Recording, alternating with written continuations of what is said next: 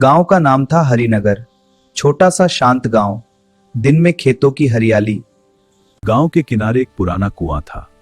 लोग उसे अधूरी प्यास का कुआं कहते थे।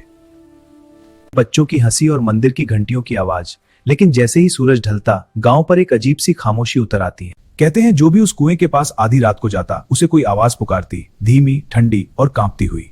रवि, जो शहर से पढ़ाई करके गांव लौटा था, इन बातों पर विश्वास नहीं करता। मुझे लगा ये सब अंधविश्वास है। उसे लगा ये सब अंधविश्वास है। उसने कई बार लोगों को कहते सुना, रात को उस कुएं के पास मत जाना, वहां से रोने की आवाज आती है। रवि देखो ये खेत कितने सुंदर हैं। हाँ सच में। एक दिन उसने अपने दोस्त मोहन से कहा, आज रात मैं उस कुएं के पास जाऊंगा, देखता हूं कौन बुलाता है। पागल मत बन रवि, पिछले साल रामू चाचा का बेटा भी गया था, अगली सुबह बेहोश मिला था। रवि तुम्हें क्या लगता है? अरे ये तो बिल्कुल मजाक है। हाँ बिल्कुल, देखा, सबको पता है ये मजाक है। ठीक है, मजाकिया रवि।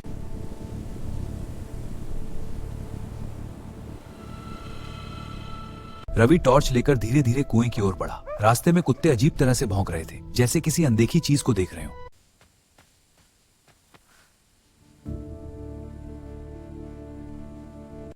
कोई है?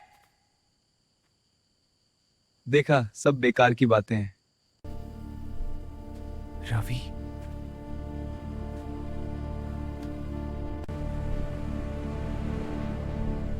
कोई नहीं।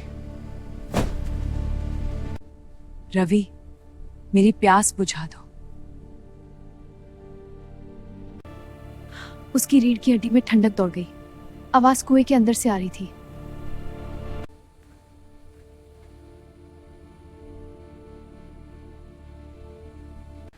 अचानक उसे लगा जैसे पानी में कोई हलचल हुई।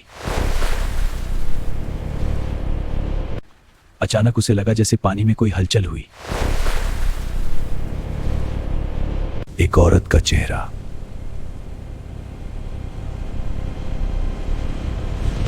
कौन हो तुम? मैं मीरा। करीब 30 साल पहले गांव में मीरा नाम की लड़की थी। उसकी शादी जबरदस्ती एक बूढ़े आदमी से तय कर दी गई। मीरा किसी और से प्यार करती थी। शादी के एक दिन पहले वह रोती हुई इसी कुएं के पास आई थी।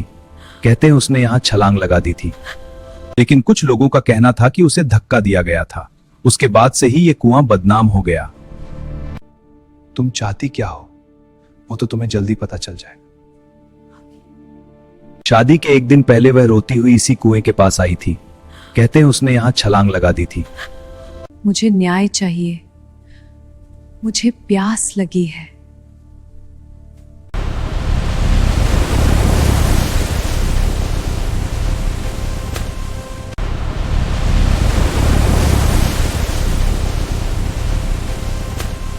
किसी ने मेरा हाथ पकड़ लिया है। मर जैसे ना, छोड़ दो, ओपी के हाथ छुड़ाओ। तभी कुएं से लंबी सफेद बांह बाहर निकली।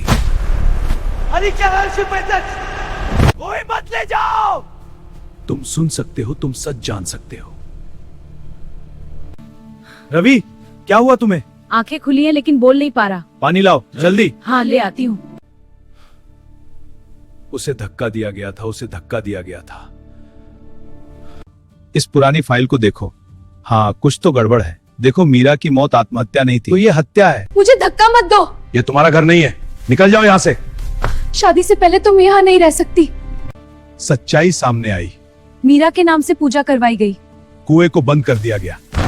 रवि, अब्बास आखिरी बार उस जगह गया। हवा में अब डर नहीं था। रवि की आंखों में आंसू आ गए। उस दिन के बाद हरिनगर में फिर कभी उस कुएं से कोई आवाज नहीं आई। लेकिन आज भी जब हवा बहुत ठंडी होती है और रात बहुत गहरी, तो कुछ लोग कहते हैं, दुआ।